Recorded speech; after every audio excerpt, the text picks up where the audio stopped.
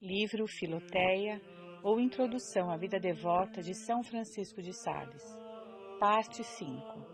Avisos e exercícios necessários para renovar e conservar a alma na devoção. Capítulo 1. Necessidade de renovar todos os anos os bons propósitos. O primeiro ponto deste exercício consiste em reconhecer bem a sua importância.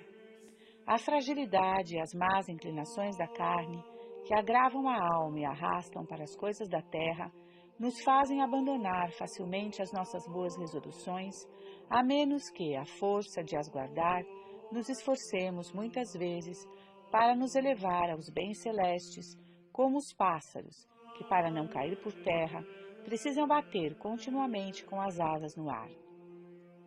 Eis aí a razão, Filoteia, porque deves renovar assiduamente os bons propósitos de servir a Deus, com receio de que, com o tempo, recaias no primeiro estado, ou antes, noutro, muito pior ainda, porque as quedas na vida espiritual nos colocam sempre muito abaixo ainda do que estávamos antes nas veredas da devoção. Não há relógio, por melhor que seja, a que não se precise dar corda de vez em quando e que não seja necessário consertar e limpar periodicamente. E é necessário, às vezes, passar óleo nas rodas para que os movimentos se façam mais suavemente e elas não criem tanta ferrugem. E todo aquele que cuida bem do seu coração lhe deve dar corda, por assim dizer, de manhã e à noite, para o que servem os exercícios indicados, e observar-lhe sempre os movimentos, para o poder regular bem. É necessário que, ao menos uma vez ao ano, ele examine minuciosamente e cuidadosamente as suas disposições para reparar as faltas que se poderão ter intrometido, renová-las inteiramente e procurar premunir-se, quanto possível, com a unção da graça que recebe na confissão e na comunhão. Este exercício, Filoteia, há de reparar as tuas forças debilitadas pelo tempo, há de reanimar o fervor de tua alma, há de fazer reviver as tuas boas resoluções e reflorescer em ti todas as virtudes. Era esta a prática dos antigos cristãos que, ao celebrar a Igreja a memória do batismo de Nosso Senhor, renovavam, como refere São Gregório Nazianzeno, as promessas do seu batismo. Toma, pois, esta prática, Filoteia, com toda a boa vontade e aplicação. Escolhe um tempo oportuno, segundo o conselho do teu diretor, para um retiro de alguns dias, e então, com todo o recolhimento, medita sobre os pontos seguintes, segundo o método expendido na segunda parte. Capítulo 2. Consideração da bondade de Deus em nos chamar ao seu serviço, segundo as protestações feitas na primeira parte. 1. Considera os pontos desta protestação. O primeiro é ter detestado, debaixo e renunciado para sempre todo o pecado mortal. O segundo é ter consagrado tua alma, teu corpo, com todas as suas potências e faculdades, ao serviço de Deus. O terceiro é que, se cometeres alguma falta, te levantes imediatamente. Não são estas resoluções louváveis, justas, generosas? Pensa, pois, quão razoável, santa e desejável é esta protestação. 2. Considera a quem fizeste esta protestação. A Deus. Se os compromissos tomados deliberadamente com os homens nos obrigam tão estritamente, quanto mais os que assumidos com Deus. Ah, Senhor, dizia Davi, a ti foi que eu disse, meu coração formou uma boa resolução, da qual nunca me esquecerei. 3. Considera na presença de quem protestaste servir a Deus, diante de toda a corte celeste. Ah, a Santíssima Virgem, São José, teu anjo da guarda, São Luís e todos os bem-aventurados santos e santas te olharam com particular amor, quando ajoelhada aos pés do nosso Senhor, lhe consagraste o teu coração. Fizeram então por ti uma festa de alegria na Jerusalém Celeste, e agora ela há de ser comemorada, se quiseres renovar a tua consagração. 4. Considera os meios que tiveste para fazer esta protestação. Ah, quão doce e misericordioso então foi Deus contigo! Dize-o sinceramente. O Espírito Santo não fez o teu coração sentir todos os seus atrativos? Deus não te atraiu a si pelos laços do seu amor para te conduzir por entre as tempestades do mundo para o porto da salvação? Oh, quantas delícias de sua graça te fazia ele saborear nos sacramentos, na leitura espiritual, na oração. Ah, Filoteia, estavas dormindo e Deus velava sobre ti com pensamentos de paz e de amor. 5. Considera quando Deus te atraiu a si, na flor de teus anos. Oh, que felicidade aprender tão cedo que só podemos saber tão tarde. Santo Agostinho, tendo-se convertido já com 30 anos, exclamava: ó antiga beleza, quão tarde te tenho conhecido! Ah, estavas diante de meus olhos e eu não te via.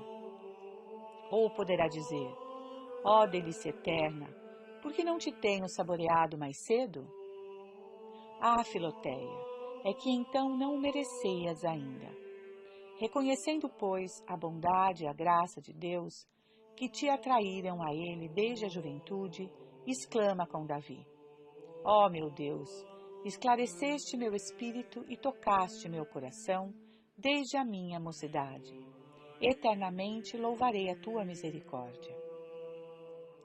Caso só tenhas tido esta felicidade em tua velhice, ó Filoteia, que graça, que depois de teres usado tão mal os anos precedentes, Deus cortou o curso de tua miséria antes da morte, que a tornaria eterna. 6. Considera os efeitos de tua vocação. Creio que acharás em ti mesma felizes mudanças, comparando o que és com o que foste.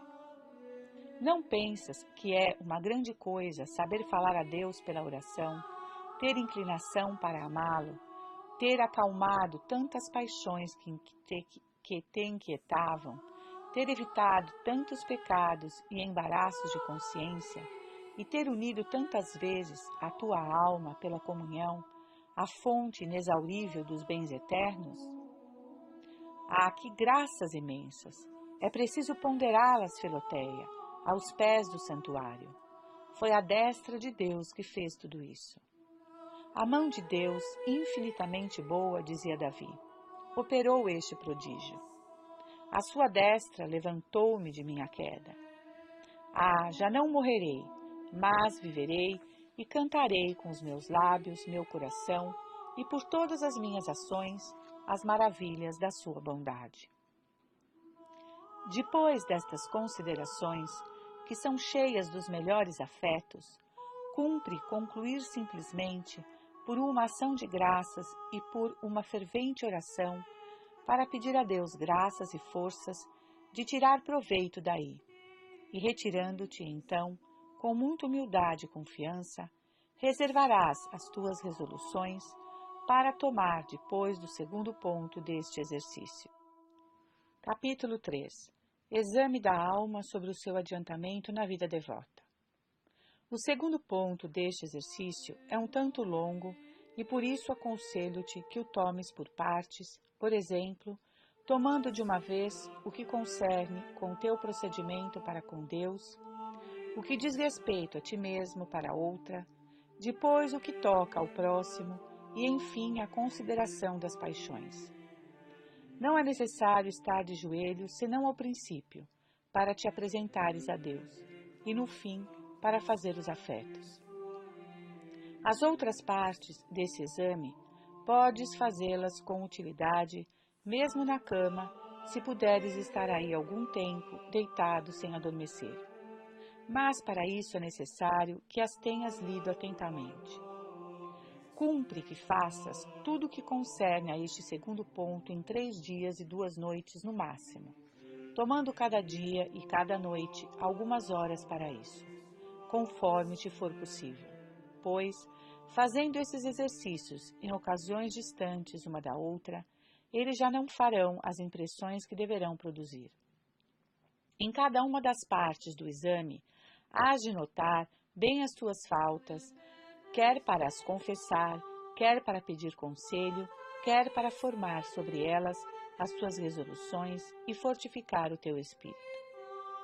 Conquanto não seja necessário que nestes e noutros dias te abstenhas de falar, como de costume, convém, entretanto, que te retires um pouco mais cedo à noite, para que assim possas repousar o corpo e o espírito, como é necessário à meditação. Durante o dia, faze frequentes aspirações a Deus, a Nossa Senhora, aos anjos, a toda Jerusalém celeste, mas dirige-as com um coração cheio de amor a Deus e de desejos de tua própria perfeição. Para começar, pois, este exame: 1. Põe-te na presença de Deus. 2. Pede luzes ao Espírito Santo, como Santo Agostinho, que exclamava diante de Deus em espírito de humildade: Ó Senhor, conheça eu a vós e conheça-me a mim mesmo. Dize com São Francisco: Quem sois vós, meu Deus, e quem sou eu? Protesta que não queres conhecer o teu adiantamento para te regozijares em ti mesma, mas unicamente para te alegrares em Deus, glorificá-lo e agradecer-lhe. Protesta também que, se como pensas, achares muito diminuto progresso ou até retrocesso, de nenhum modo te deixarás abater ou desanimar, mas que, ao contrário, procurarás te animar e melhorar, reparando as tuas faltas com a graça de Deus. Depois disso, examina tranquilamente como tem sido a tua vida para com Deus, para com o próximo e para contigo mesmo. Capítulo 4. Exame do estado da alma para com Deus. 1. Que diz o teu coração com respeito ao pecado mortal? Tens a firme resolução de não cometê-lo por nada neste mundo? Nisto consiste realmente o fundamento da vida espiritual. 2. Que diz o teu coração relativamente aos mandamentos de Deus? Ele os acha bons, suaves e agradáveis? Ah, Filoteia, quem tem o paladar e o estômago sadio, gosta dos pratos bons e rejeita os maus. 3. Que diz o teu coração acerca do pecado venial? É impossível velarmos tanto sobre nós mesmos que não cometamos nenhum. Mas não há algum para o qual tenhas uma inclinação especial, ou que seria pior ainda, ao qual tenhas afeto? Que diz o teu coração dos exercícios espirituais? Gostas deles? Tu os estimas? Não te desagradam? Não sentem desgosto neles? A qual deles sentes mais ou menos afeto? Ouvir a palavra de Deus, ler e falar dela, meditá-la, servir-se dela em suas aspirações, confessar-se, pedir conselhos espirituais, preparar-se para a Santa Comunhão, comungar, moderar as suas inclinações, que há em tudo isso para o que sentes aversão? E se achas alguma coisa que tenha menos atrativos para ti, examina de onde vem isso. 5. Que diz o teu coração de Deus mesmo? Desagrada-te a lembrança de Deus ou achas consolo nisso? Ah, diz Davi, lembrei-me de Deus e logo fiquei consolado. Sentes em teu coração uma facilidade de amá-lo e um gosto particular para saborear este amor? Sentes alegria em pensar na imensidade de Deus, em sua bondade e misericórdia? Se a lembrança de Deus se apresenta ao teu coração, no meio das ocupações e vaidades do mundo, tens aí lugar para ela? Está tua alma possuída dela? Voltas-te para este lado e vais-lhe, por assim dizer, ao encontro? Certamente que há destas almas uma mulher que sabe que seu marido volta depois de uma longa viagem, ou ouve a sua voz, deixa tudo o que está fazendo, mesmo as ocupações mais importantes, para ir recebê-lo. Nada mais lhe prende o coração e ela abandona todos os outros pensamentos para pensar só nele. O mesmo acontece com as almas que amam a Deus. Por mais ocupadas que estejam com outras coisas, assim que a lembrança de Deus se lhes apresenta, perdem logo quase toda a atenção para as outras coisas, pelo prazer que sentem neste pensamento. É um ótimo sinal. 6. Que diz o teu coração a respeito de Jesus Cristo, o homem-Deus? Achas nele o teu prazer? As abelhas gostam de estar ao redor de seu mel e as vespas em redor das imundícies. As almas santas põem a sua alegria em estar com Jesus Cristo e têm um amor todo terno para com ele. Mas as almas vãs e loucas vão procurá-lo nas vaidades do mundo.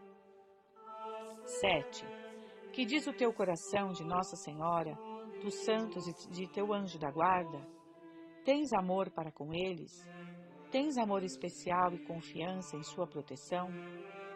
Gostas de suas imagens, de sua vida, de seus louvores? 8. Quanto à tua linguagem, como é que falas de Deus? Falas com gosto segundo o teu estado e capacidade? Gostas de entoar os cânticos espirituais cheios de amor de Deus? 9. Quanto às tuas obras, pensa se tens tido zelo para a glória exterior de Deus e desejo de fazer alguma coisa para sua honra. Os que amam a Deus estimam também o ornamento de sua casa. Podes dizer que tens renunciado a algum afeto ou alguma coisa por Deus? É um sinal seguro de amor privar-se de algum objeto de que se gosta por amor do amado. Que tens, pois, deixado até agora por amor de Deus? Capítulo 5. Exame do estado da alma para consigo mesma. 1. Que amor tens para contigo mesma? Não te amas demasiadamente com amor mundano? Se é assim, desejarás ficar muito tempo no mundo e terás cuidado de estabelecer-te aí. Mas, se é para o céu que te amas, terás grande desejo de deixar esta terra, ao menos te conformarás facilmente a deixá-la quando for a vontade de Deus. 2.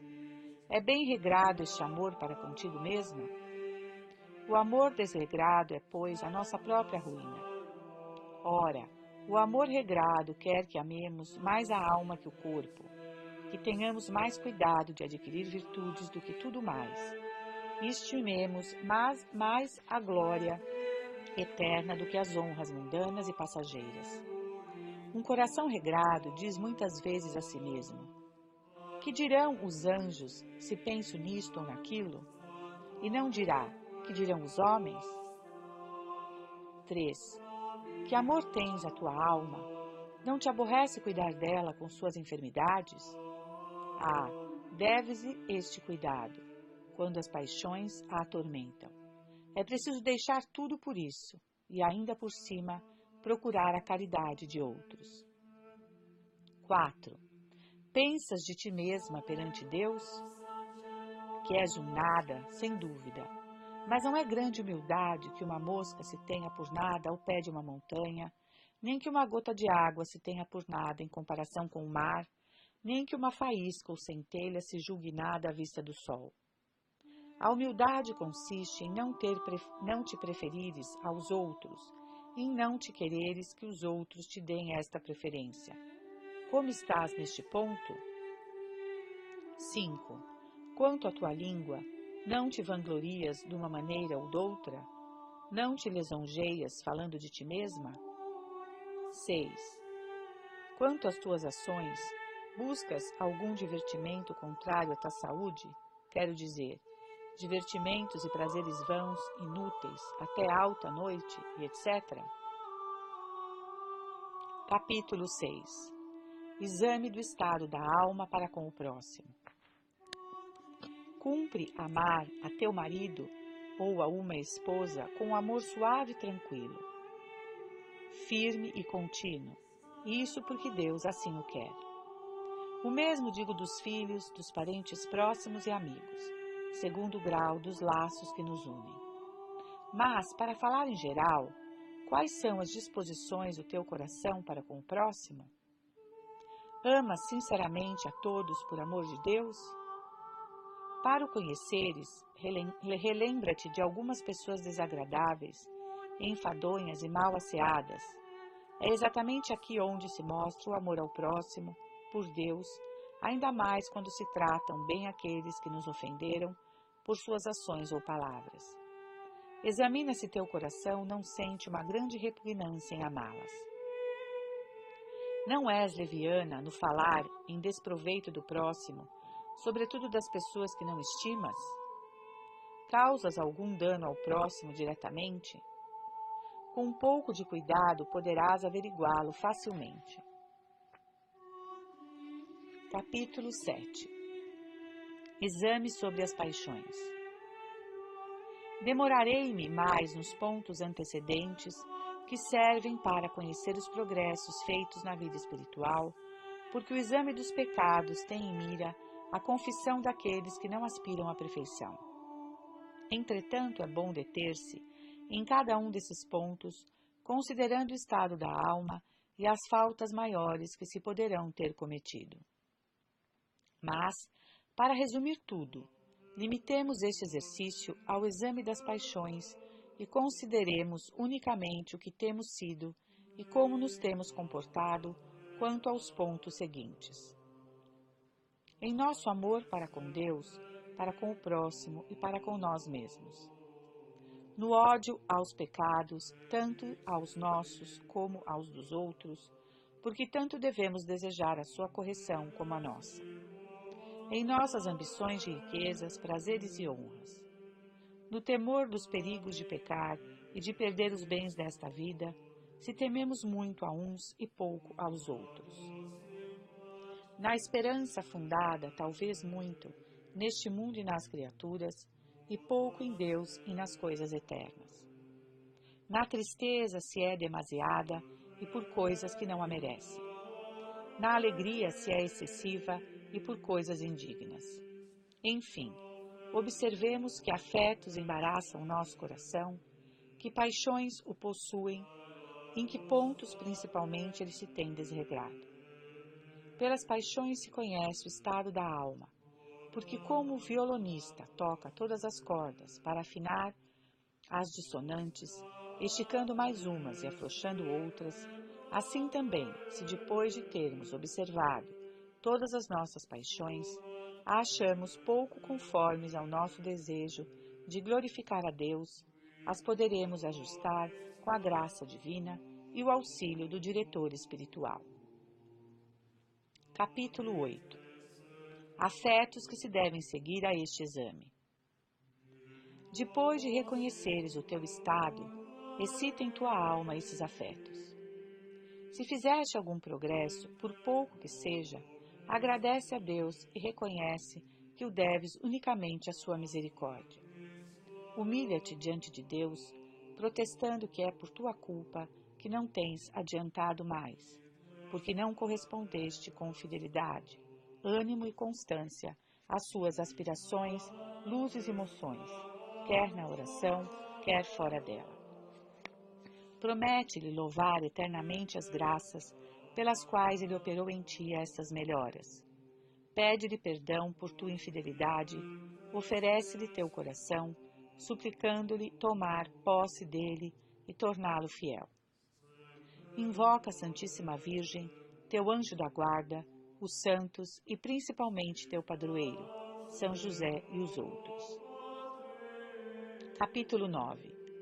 Considerações próprias para renovar os bons propósitos. Depois de teres conferenciado com teu diretor sobre as tuas faltas e os meios de remediá-las, toma cada dia uma das considerações seguintes para torná-las objeto de tuas orações, conforme o método de meditação expedido na primeira parte, quanto à preparação e afetos, pondo-te antes de tudo na presença de Deus e pedindo-lhe graça para te firmares sempre mais no amor a Ele e no seu serviço. Capítulo 10. Primeira consideração. A excelência de nossa alma.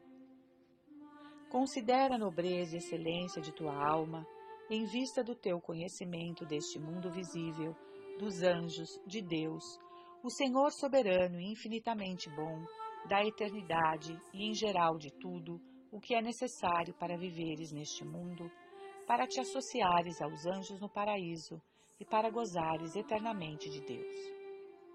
Tua alma tem uma vontade capaz de amar a Deus e incapaz de odiá-lo nele mesmo. Vê quão nobre é teu coração, que nada achando entre as criaturas que o possa saciar plenamente, só encontra o seu repouso em Deus. Lembra-te vivamente dos prazeres mais queridos e procurados que outrora ocuparam teu coração, e julga agora imparcialmente se não eram misturados de muita inquietação, pesar, aborrecimento e amargura, de sorte que teu pobre coração só achava aí misérias.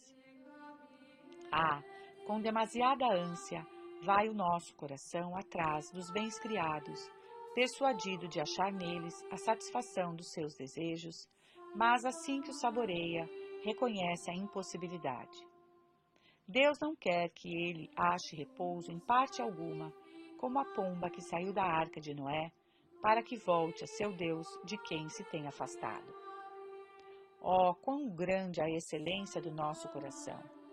E por que os conservamos nós contra a sua vontade na escravidão das criaturas? Ó minha alma, deves dizer, tu podes perfeitamente conhecer e amar a Deus, para que te entretens com coisas tão baixas?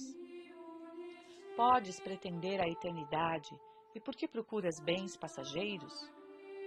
Foi esta a infelicidade do filho pródigo, tendo podido viver à mesa deliciosa de seu pai, viu-se forçado a comer o resto dos animais. Ó alma, tu és capaz de possuir a Deus. Infeliz de ti, se te contentas com menos do que Deus. Eleva, pois, e anima tua alma, que é eterna, a contemplar e aspirar a eternidade, que ela é digna. Capítulo 11. Segunda consideração. Excelência das virtudes. Considera que somente as virtudes e a devoção podem tornar o teu coração feliz neste mundo. Admira suas belezas e comparadas aos vícios contrários. Quanta suavidade na paciência, na humildade, em comparação com a vingança, a cólera e a tristeza, a ambição e a arrogância. Na caridade e na sobriedade em comparação com a avareza, a inveja e as desordens da intemperança. As virtudes encerram isto de admirável, que a sua prática deixa na alma uma consolação inefável, ao passo que os vícios a lançam num abatimento e desolação deploráveis. Por que, pois, não nos esforçamos por procurar toda aquela alegria? Quem se dá a um vício não vive feliz, e quem se dá a muitos é um homem infeliz. Mas quem tem algumas virtudes já participa de suas alegrias, e sua felicidade cresce à proporção que suas virtudes avultam. Ó vida devota, quão bela és tu, e quão suave e agradável! Suavizas as aflições e aumentas a suavidade das consolações. Sentir o bem é mal. Os prazeres só causam desassossego, perturbação e abatimento. Quem te conhece bastante pode dizer com a samaritana: Senhor, dai-me desta água. Domine da-mihi anc aquam. Aspiração esta muito frequente de Santa Teresa e Santa Catarina de Gênova, embora por motivos diferentes. Capítulo 12. Terceira consideração. O exemplo dos santos. Considere os exemplos dos santos de todos os tempos, de ambos os sexos, de todos os estados. Que não fizeram eles para amar a Deus com um devotamento completo? Considere os mártires inquebrantáveis em suas resoluções. Quantos tormentos preferiram eles sofrer a transgredir num só ponto? Olha para essas pessoas tão belas e florentes, ornamentos do sexo devoto, mais cândidas que o lírio por sua pureza e mais rubicundas que a rosa por sua caridade. Umas na idade de 12, 13, 15 anos, outras com 25 anos, sofreram diversos martírios por não mudar de resolução, não só em matéria de fé, mas também no tocante à devoção, seja quanto à virgindade ou ao serviço dos pobres desamparados, seja quanto ao consolar os condenados ao suplício ou ao sepultar os mortos. Ó meu Deus, que constância mostrou esse sexo fraco em ocasiões semelhantes. Considere os milhares de santos confessores com que força de espírito desprezaram o mundo. Que invencível foi a sua firmeza. Nada conseguiu quebrá-la. Abraçaram sem reservas as suas resoluções e as mantiveram sem exceção. Meu Deus, que não disse Santo Agostinho de sua mãe? Com que constância observou ela seu propósito de servir a Deus fielmente no estado matrimonial e na viuvez? Quantos impedimentos, obstáculos e acidentes sustentou e combateu Santa Paula, a filha espiritual de São Jerônimo, como ele nos refere. E que devemos nós fazer ante exemplos tão magníficos? Os santos eram o que nós somos, faziam tudo pelo mesmo Deus e trabalharam por adquirir as mesmas virtudes. Por que, pois, não faremos outro tanto em nossa condição e segundo a nossa vocação, para manter o nosso propósito e protesto de pertencer só a Deus? Capítulo 13. Quarta consideração. O amor de Jesus Cristo por nós. Considere o amor com o qual Jesus Cristo tanto sofreu neste mundo, principalmente no Jardim das Oliveiras e no Calvário. Esse amor tinha nós em mira e nos impetrava ao Pai Eterno, por tantos sofrimentos e trabalhos, as boas resoluções e protestos que fizemos de coração e as graças necessárias para as nutrir, fortificar e realizar. Ó santas resoluções, quão preciosas sois, sendo o fruto da paixão de nosso Senhor. Ó, quanto minha alma vos deve apreciar, pois que tanto custastes a Jesus. Ó Senhor de minha alma, vós morrestes para me conceder a graça de fazê-las. Dai-me, pois, a graça de antes morrer do que perdê-las. Pondera bem, Filoteia. É certo que o coração do nosso Jesus pregado na cruz estava considerando o teu, que ele amava, e para o qual impetrava, por este seu amor, todos os bens que tens recebido e receberás no futuro. Sim, Filoteia, bem podemos dizer com Jeremias: Senhor, antes de eu ter nascido, olhavas para mim e me chamavas pelo nome. Não duvidemos, o bom Jesus, que nos regenerou na cruz, nos leva em seu coração, como uma mãe ao filho em seu seio. A bondade divina preparou-nos aí todos os meios gerais e particulares de nossa salvação. Todos os atrativos e graças de que ele se serve agora para conduzir nossa alma à perfeição, como uma mãe que prepara para seu filho tudo o que sabe lhe poderá ser necessário depois do nascimento. Ah, meu Deus, devias gravar isso profundamente em nossa memória. É possível que eu tenha sido amado e amado tão ternamente de meu Salvador, que ele tenha pensado em mim individualmente e em todas as pequenas ocasiões pelas quais ele me quis atrair a si? Na verdade, quanto devemos amar, apreciar e empregar utilmente tudo isso. Dulcíssimo pensamento! O coração terníssimo de Jesus pensava em Filoteia, amava e lhe procurava 1000 meios de salvação, como se não houvesse no mundo outras almas em que ele tivesse que pensar. O sol, iluminando um único lugar na terra, não seria mais claro que agora, quando a ilumina toda inteira. Ele me amou, de São Paulo, e se entregou por mim, como se ele nada tivesse feito para os outros homens. Eis aí, Filoteia, o que deves gravar em tua alma, para apreciar devidamente e nutrir a tua resolução, que foi tão estimada e preciosa ao coração do Salvador. Capítulo 14. Quinta consideração: o amor eterno de Deus por nós. Considero o amor eterno que Deus tem tido por nós, antes da encarnação e da morte de Jesus Cristo. A majestade divina te amava infinitamente e te predestinava para o seu amor. Mas quando é que ele começou a te amar? Começou a fazê-lo quando começou a ser Deus. E quando começou a ser Deus? Nunca, porque sempre o foi, sem começo nem fim. E seu amor por ti, que nunca teve começo, preparou-te desde toda a eternidade as graças e favores que tens recebido. Diz ele a nós, todos pelo profeta Jeremias: com amor perpétuo te tenho amado, e te atraí a mim, tendo misericórdia de ti.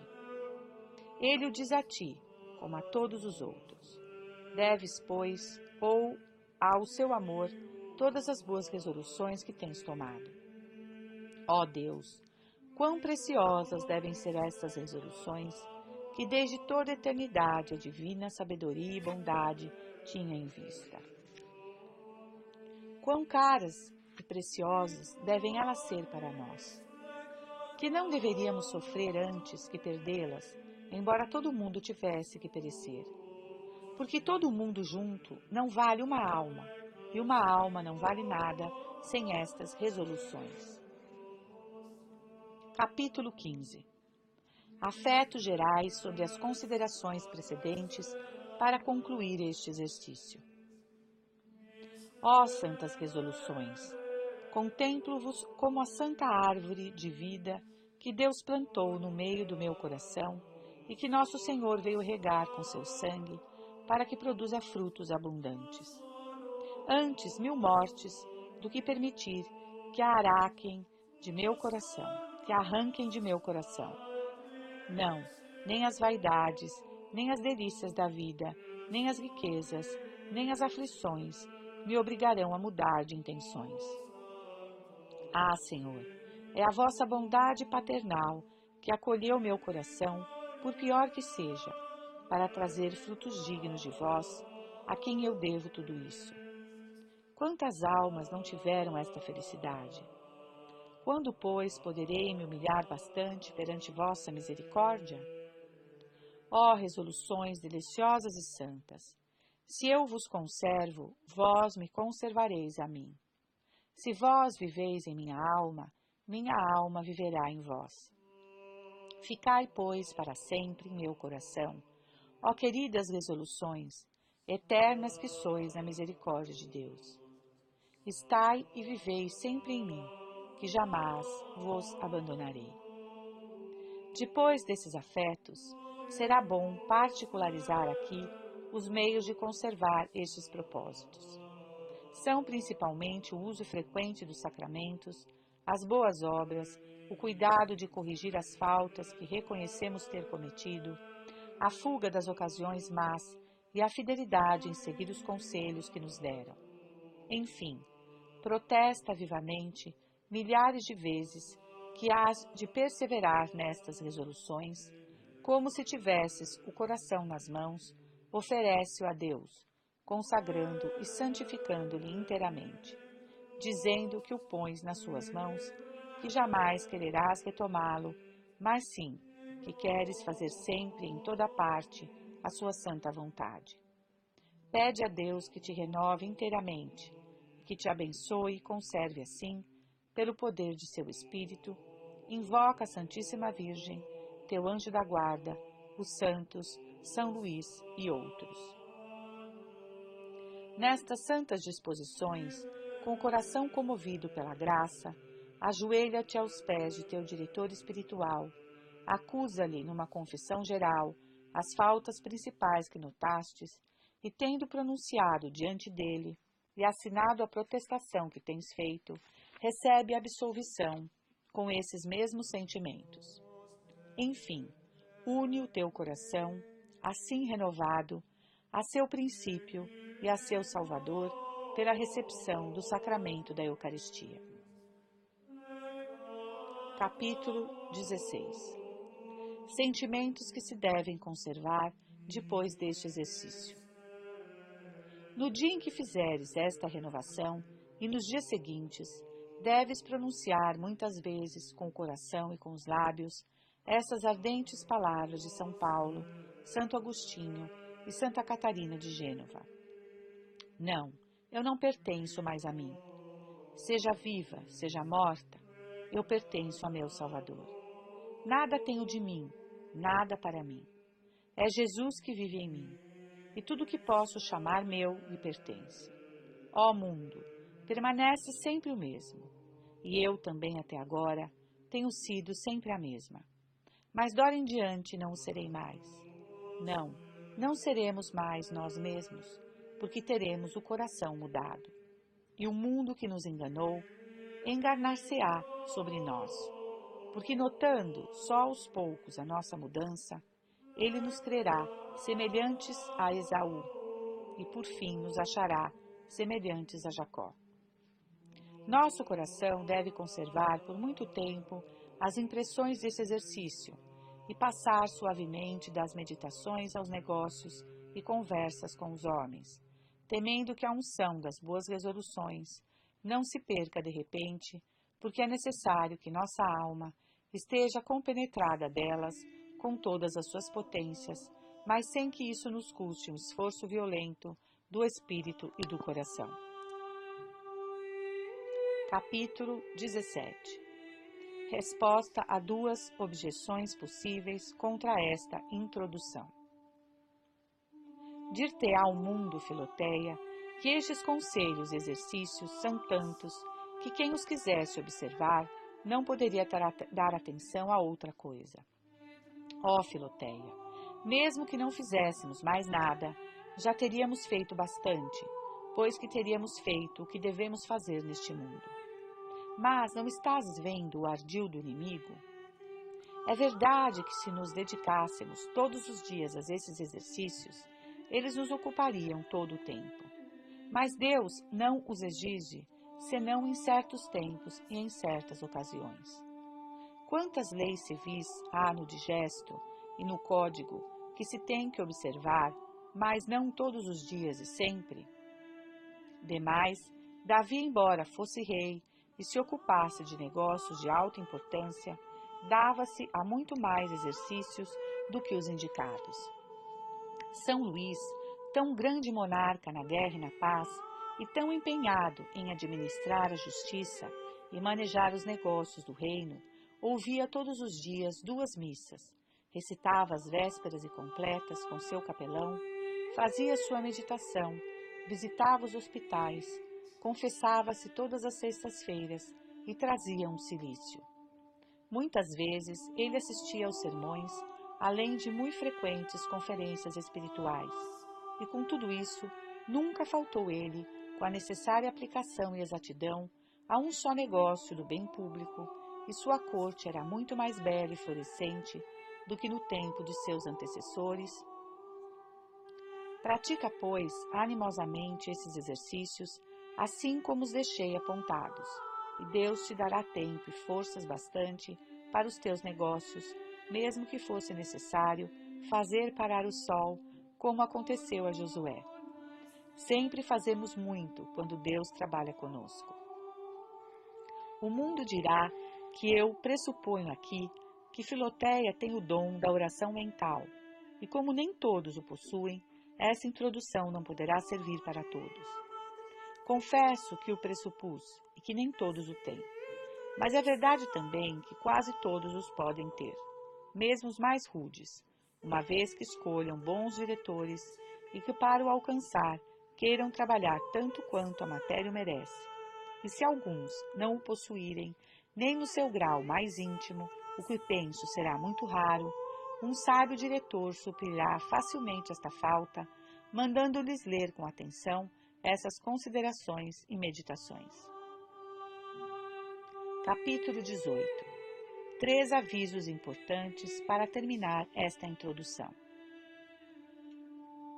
Nos primeiros dias de cada mês, renova, depois da meditação, a protestação que se acha na primeira parte, repetindo depois no decurso do dia como Davi. Não, meu Deus, eu nunca me esquecerei de tua lei, porque nela foi que vivificaste minha alma. E quando sentires alguma mudança maior em ti, toma nas mãos a fórmula da protestação e, proferindo-a de todo o coração, com profunda humildade e abnegação, nisso obterás grande alívio. Faze profissão manifesta, não de ser devoto ou devota, mas de querer sê-lo, e não te envergonhes das ações comuns e necessárias que nos conduzem ao amor de Deus. Confessa resolutamente que procuras fazer a meditação, que preferes morrer antes do que cometer um pecado mortal, que queres frequentar os sacramentos e seguir os conselhos de teu diretor espiritual, o qual, porém, por diversas razões, é melhor que não se nomeie. Esta declaração sincera de querer servir a Deus e consagrar-se de todo o coração ao seu amor é muito aceita da Divina Majestade, que não quer que se tenha vergonha de seu serviço e da cruz de seu Filho. Além disso, isto corta o caminho a muitos laços que o mundo nos quereria armar e nos obriga mesmo, por nossa honra, a sermos perseverantes. Os filósofos declaravam-se filósofos para que os deixassem viver filosoficamente, e nós devemos declarar-nos o nosso desejo da vida devota para que nos deixem viver devotamente. Se alguém te disser que a devoção não exige a prática de todos esses conselhos e exercícios, não o negues, mas responda com brandura que tua fraqueza é tão grande que precisa de mais auxílios e socorros que os outros. Enfim, eu te conjuro, Filoteia, por tudo que há de sagrado no céu e na terra, pelo batismo que recebeste, pelo coração com que Jesus te amou, pelas entranhas de sua misericórdia, em que depões a tua confiança, continua com perseverança no teu feliz propósito de levar uma vida devota. Os dias voam e a morte está a bater à porta. A trombeta de São Gregório Nazianzeno toca a retirada. Cada um se prepare para o juízo que está próximo. A mãe de São Sinforiano, vendo conduzirem seu filho ao martírio, exclamava-lhe: meu filho, lembra-te da vida eterna. Olha para o céu e contempla quem ali reina. Eis-te aí no termo desta vida curta e miserável. Eu também te digo, Filoteia, olha para o céu e não o queiras trocar pela terra. Olha para o inferno e não te lances aí por um prazer momentâneo. Olha para Jesus Cristo e não o renuncies pelo mundo. E quando a prática das virtudes te parecer árdua, canta com São Francisco. É tão grande o bem que espero, que a dor com prazer tolero. Viva Jesus, ao qual, com o Pai e o Espírito Santo, sejam dadas honra e glória, agora e sempre, por todos os séculos dos séculos. Assim seja.